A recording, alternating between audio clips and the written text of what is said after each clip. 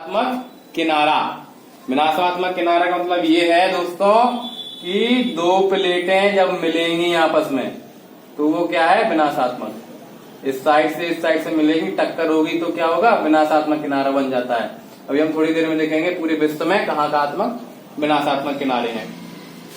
तो यहाँ सबसे ज्यादा आता है हॉटस्पॉट। हम देख चुके हैं हॉटस्पॉट वही कन्वेक्शनल करंट जो उठती हैं फिर प्रत्यास्थ ऊर्जा में बदल जाती हैं। रेडियो एक्टिव तत्व ज्यादा गर्म हो जाते हैं 1200 डिग्री सेल्सियस तक, और एक क्षेत्र में जहाँ बहुत ज्यादा गर्म हो जाते हैं तो उसे हॉटस्पॉट बोलते हैं। हॉटस्पॉट कन्वेक्शनल करंट के रूप में ऊपर उठता है तो उन्हें क्या बोलते हैं, प्लूम बोलते हैं। ठीक है, और वे पृथ्वी की सतह से टकराते हैं। अगर ऊपर निकल गए तो भूकंप का चैप्टर ही खत्म हो गया, तो वो ज्वालामुखी में हो जाएंगे। ऊपर नहीं निकल पाए तो पृथ्वी की सतह को भी हिला देंगे तो भूकंप कहलाएगा। ठीक है, भूसंतुलन मतलब पृथ्वी के अंदर जो प्लेटें हैं, जो अंदर की जो संरचना है उसमें जब परिवर्तन हो जाता है, यानी कि एक प्लेट का भार है, जैसे हमने देखा था कि बेनी ऑफ जोन बनता था। बेनी ऑफ जोन पिछले वीडियो में हमने देखा था कैसे बनता था कि एक प्लेट दूसरे प्लेट के ऊपर धस जाती थी, तो जो नीचे वाली प्लेट थी वो क्या में लावा में घुस जाती थी। लावा में घुस गई तो इसका भी गलन हो जाता है, ये भी लावा में परिवर्तित हो जाती थी। ठीक है, तो लावा में परिवर्तित हो गई तो इतनी ये कट गई, तो अब कैसी हो गई, ये हल्की हो गई। तो हल्की हो गई, ये कैसी उठी, लावा पे थोड़ी ऊपर उठी, तैरती हुई ऊपर उठी, हल्की हो गई, तो ये पूरी ऊपर पट्टी को हिला देगी। तो यही है भूसंतुलन। ठीक है, तो भूसंतुलन के कारण भी भूकंप आ जाते हैं। उसके बाद होता है उल्कापात। उल्कापात का सीधा मतलब कि ब्रह्मांड, जो उल्का पिंड होते हैं ब्रह्मांड के, वो पृथ्वी की सतह पर आ जाते हैं, जिससे जोरदार टक्कर के कारण कंपन हो जाता है। जैसे जो चंद्रमा होता है उस पर अर्थक्वेक नहीं आता, उस पर क्या होता है, मून क्वेक, यानी कि मेटियोरिफिक फॉल होते हैं, मतलब उल्कापात गिरते हैं जिसके कारण चंद्रमा पर बड़े बड़े काले गड्ढे हो गए। आपने देखा होगा, पढ़ा होगा कि चंद्रमा की सतह पर काले बहुत बड़े बड़े गड्ढे हैं, काला काला भाग दिखाई देता है, वो क्या है, गड्ढों का है। तो वो उल्कापात के रूप में है, इसलिए वहां पर भूकंप आते हैं। फिर बात आती है स्टीम, मतलब भाप। भाप मतलब ये है कि जब हमने पिछले वीडियो में देखा था अपसरण। अपसरण मतलब रचनात्मक किनारा। रचनात्मक किनारा मतलब एक प्लेट थी, दो भागों में टूट गई। ठीक है, और ये इस साइड गई, ये इस साइड गई। ठीक है, ये दोनों अलग अलग पहुंची, तो यहाँ जो जल था वो कहाँ गया, नीचे गया। नीचे गया तो यहाँ क्या है, लावा गरम। यहाँ गया तो क्या में मतलब गया, भाप में। भाप बनी तो भाप फिर ऊपर उठी, तो इसने प्लेटों को हिला दिया और कंपन हो गया। तो स्टीम के कारण, ये प्राकृतिक कारण थे। अब हम बात करते हैं मैन मेड यानी कृत्रिम कारणों की। कृत्रिम कारणों की बात करें तो बांध कॉमन है, सब जानते हैं कि बांधों से भूकंप आते हैं। उसके बाद वाइल्ड ड्रिलिंग। वाइल्ड ड्रिलिंग का मतलब होता है कि ड्रिलिंग से देख लीजिए तो खनन, माइनिंग, ये भी आ जाएगा इसमें। और वाइल्ड ड्रिलिंग का मतलब होता है कि पृथ्वी के गर्त से तेल निकालना, पेट्रोलियम वगैरह निकालना। उसमें क्या होता है, पेट्रोलियम जब निकालते हैं तो हम जब निकालते हैं पेट्रोलियम, मतलब कि इधर मान लो पेट्रोलियम है, ठीक है, इधर, तो हम क्या करते हैं कि यहां से पानी का इंजेक्शन लगाते हैं, पानी प्रेस करते हैं, पानी डालते हैं तो पानी इधर भर जाएगा। तो पेट्रोलियम क्या है, पानी से हल्का होता है तो पेट्रोलियम धीरे धीरे ऊपर उठ जाता है।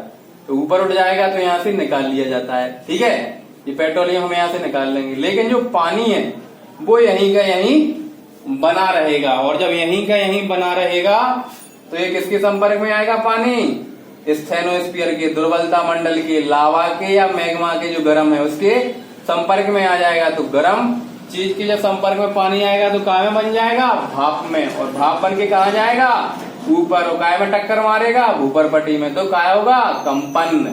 ठीक है, कंपन हो जाएगा। कंपन किसको बोलते हैं, भूकंप को। तो ये कारण बन जाएगा। उसके बाद एटॉमिक मतलब परमाणु जो केंद्र हैं उनसे भी भूकंप की संभावना बन जाती है। क्योंकि देखिए नाभिकीय संयंत्रों में हम देखते हैं कि जो नाभिकीय कचरा निकलता है उसको क्या करते हैं, वो क्या है कि उसका विनाश तो होता नहीं है, पृथ्वी के अंदर उसे दबा देते हैं, क्योंकि वो बहुत हानिकारक होता है। तो भैया पृथ्वी के अंदर उन्होंने दबा दिया इधर, ठीक है। इसमें क्या है, कई प्रकार के रेडियो एक्टिव तत्व हैं। रेडियो एक्टिव तत्व बहुत ज्यादा जब गर्म हो जाते हैं तो किसका निर्माण कर लेते हैं, हॉटस्पॉट का। और हॉटस्पॉट से वही प्रक्रिया चालू हो जाती है, प्लूम ऊपर पहुंचेंगे, कन्वेक्शन करंट, और फिर वो पृथ्वी को क्या कर देती हैं, धक्का मारेंगे तो फिर भूकंप आएंगे। उसके बाद सबमरीन न्यूक्लियर टेस्ट, यानी कि महासागरों में न्यूक्लियर टेस्ट यानी परमाणु बम का परीक्षण कर दिया, ठीक है। तो उससे क्या होता है, बहुत ज्यादा हलचल मच जाती है, तो वो भी भूकंप का कारण बन जाते हैं, ठीक है। तो ये तो होगा कारण कि भैया ये आ रहे हैं। अब बात करते हैं कि आ रहे हैं तो आने दो, प्रभाव क्या पड़ रहा है इनका मानव पर प्रभाव क्या पड़ेगा। तो इम्पैक्ट में हम देखते हैं दो प्रकार से, एक तो समुद्र में जब आते हैं तब क्या होता है, और लैंड मतलब भूमि पर आते हैं तब क्या होता है, ठीक है। मतलब महासागरीय चट्टान पर आते हैं और महाद्वीपीय चट्टान पर आते हैं। जब महासागरों में आते हैं तो काय में परिवर्तित हो जाते हैं, सुनामी में। सुनामी एक अलग चैप्टर है, विस्तृत है। ये इन तीनों जो तरंगे हैं, ये PL, PS और L, इनके द्वारा जनित तरंग है सुनामी, ठीक है। तो महासागर में आते हैं तो सुनामी, लैंड में आते हैं तो क्या प्रभाव पड़ता है, माउंटेन पर आते हैं तो ये क्या होता है, माउंटेन फॉल, चोटियां धसक जाती हैं। सन्नी देओल की मूवी देखी जॉल द ट्रैप, मातुजे सलाम, उसमें क्या है कि जब आते हैं तो हिमस्खलन होता है, ठीक है। माउंटेन की चोटियां होती हैं, वहां से क्या होता है, स्खलन होता है चोटियों का, तो नीचे धसती हैं। तो क्या होगा, जो पर्वत हैं उनकी जो गर्त में यानी उनकी जो नीचे जो प्रदेश होंगे उन्हें हानि होगी, ठीक है। और लैंड पे cracks on Pluto and plain, मतलब पठारों पे और मैदान में क्या हो जाएगा, फट जाएगी, जमीन फट जाएगी, ठीक है। तो बीच में जो भाग हुए नीचे धस जाएंगे, ठीक है, दरार हो जाएगी, तो काफी जनधन की हानि होगी, भूकंप आएगा तो ये इम्पैक्ट हो गया, ठीक है। अब हम बात करते हैं जो कई बार क्वेश्चन पूछा गया है, आइसोसेस्मल का और कोसेस्मल या होमोसेस्मल, ठीक है।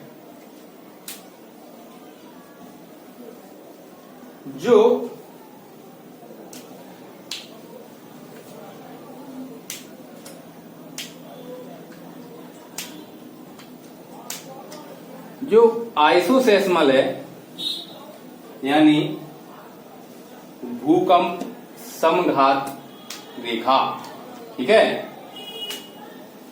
और हीमोसेस्मल या कोसिस्मल है, वो है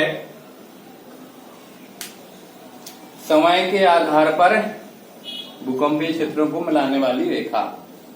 देखते हैं पहले, जो आइसोसीस्मल है वो काय के ऊपर होती है, तीव्रता के ऊपर। ये देखते हैं जैसे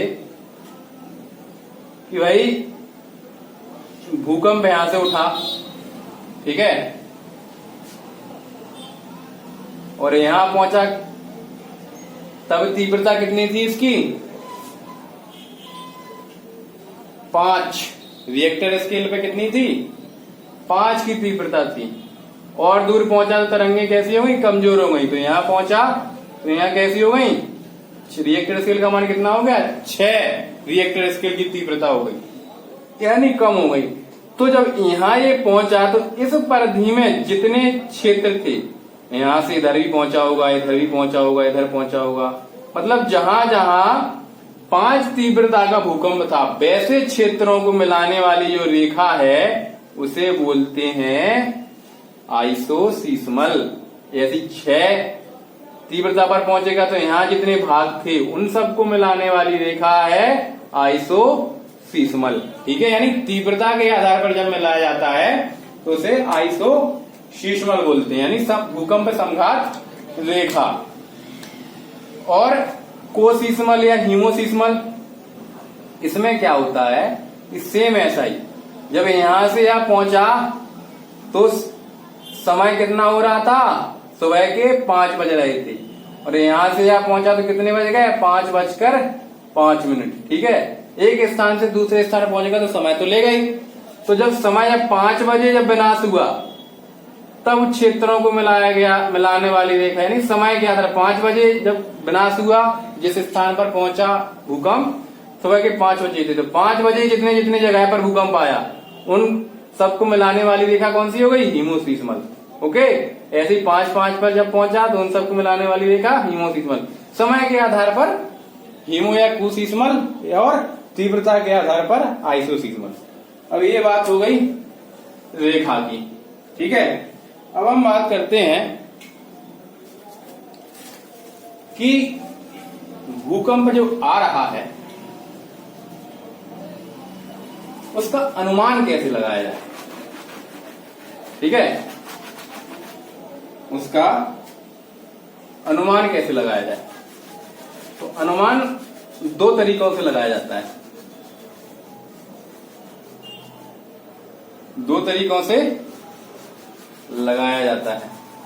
वो 2 तरीके कौन से हैं उन पर हम चर्चा करेंगे।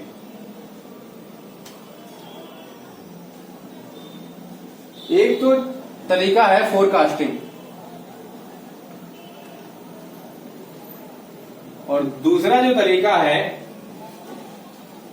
प्रीडिक्शन,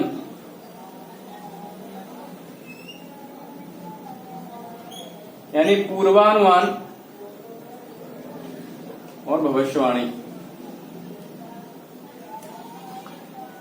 ठीक है, तो भविष्यवाणी जो वाली जो बात है वो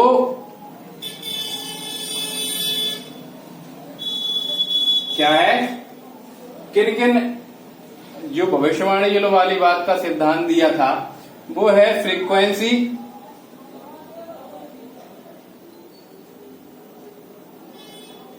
और एरिया और पीरियड। ठीक है, यानी तीव्रता, क्षेत्र और समय।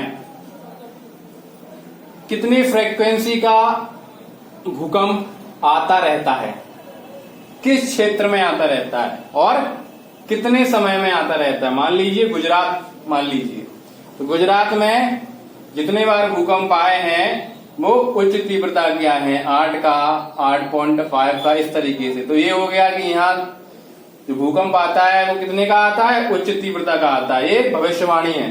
ठीक है,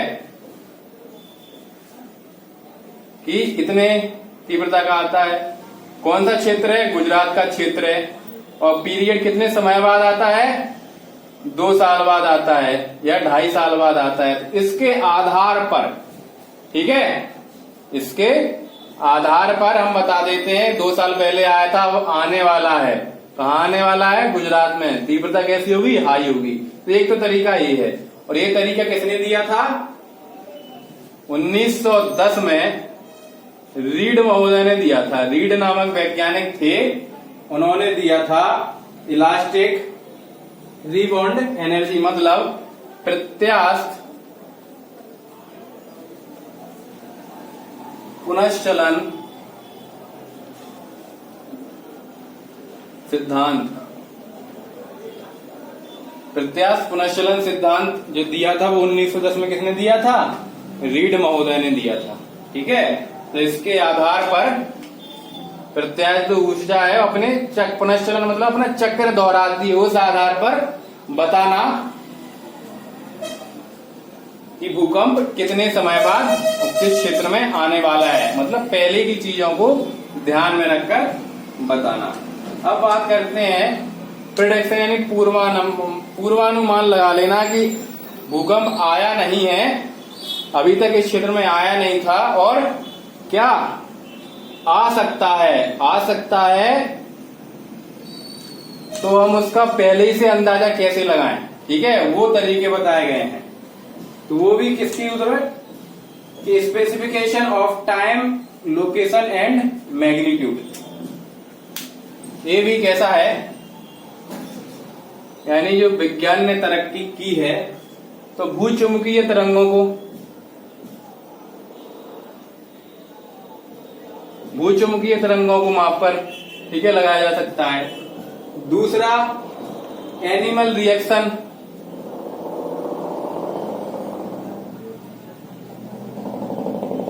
एनिमल रिएक्शन का मतलब समझ रहे हो, 3 एनिमल है मोस्टली। कौन सा? डॉग,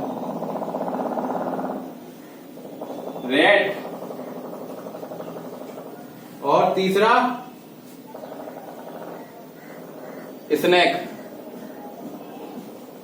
जो कुत्ता है, चूहा है और सांप है। ये तीनों जो प्रजातियां हैं, प्रकृति ने इनमें गजब का सेंस दिया है। वो क्या है कि जो सबसे पहले कौन सी तरंग पहुंचती है? पी वेव्स, प्राइमरी यानी प्रथम। तो प्राइमरी वेव्स के पहुंचने के पहले भी कुछ माइक्रोवेव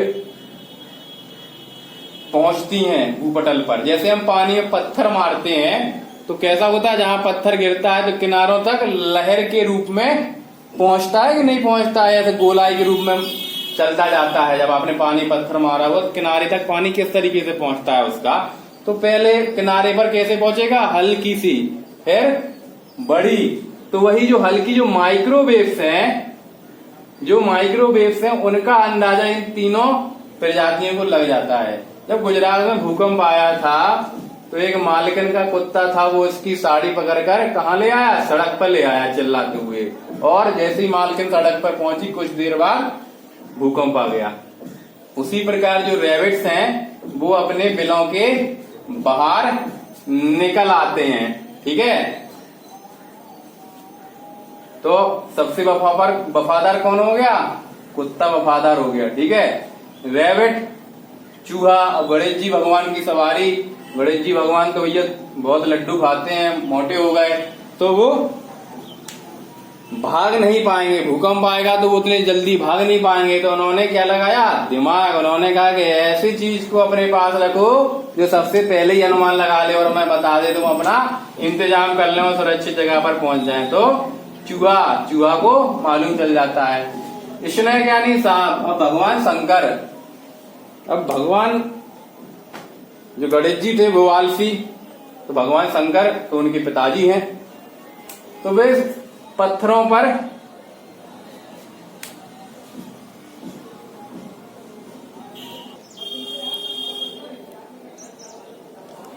तो हम बात कर रहे थे शंकर जी भगवान की।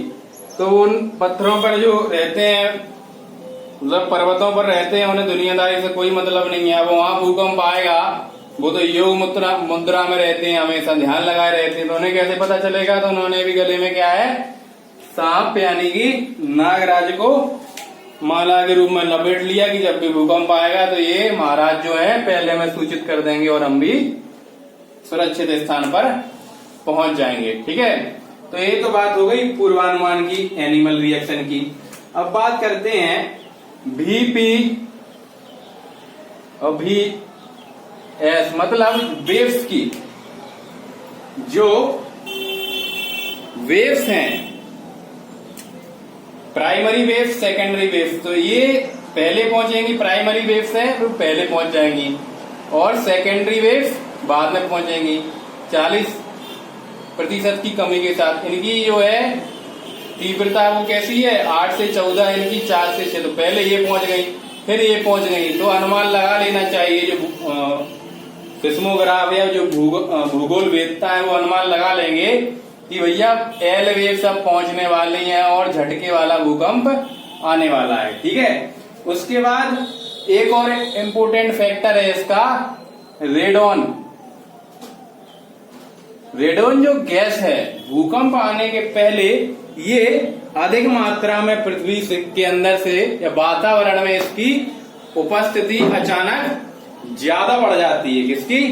रेडॉन गैस की उपस्थिति वातावरण में ज्यादा बढ़ जाएगी अन्य दिनों की तुलना में। तो हम समझ लेंगे कि रेडॉन गैस के बढ़ने का कारण क्या है। हो सकता है भूकंप अब आने वाला है, ठीक है।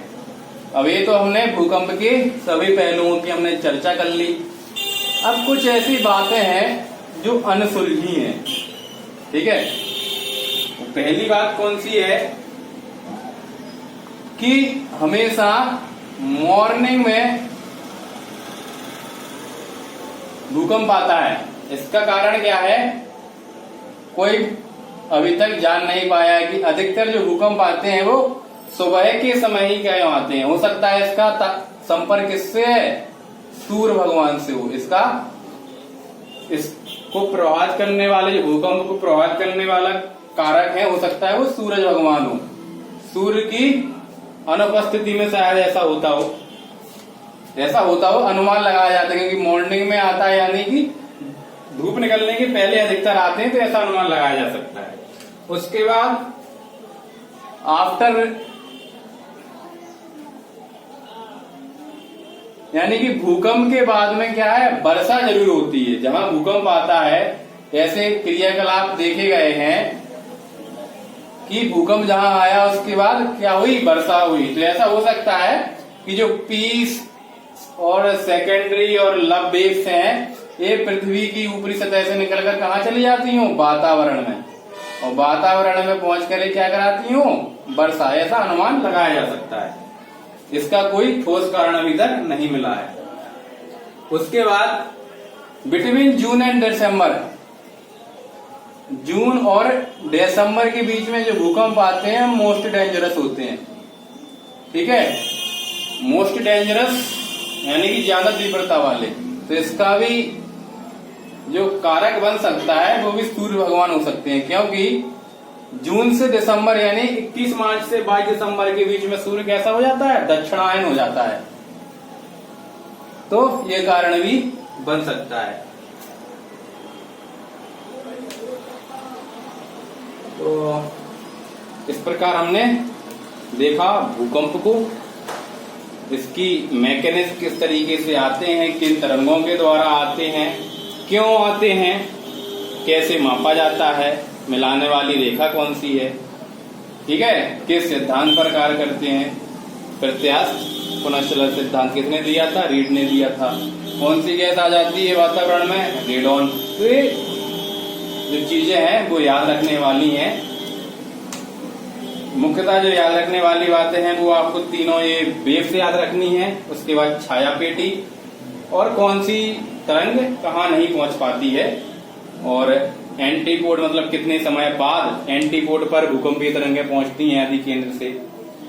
अगले वीडियो में हम चर्चा करेंगे ज्वालामुखी की। तब तक के लिए नमस्कार, जय हिंद।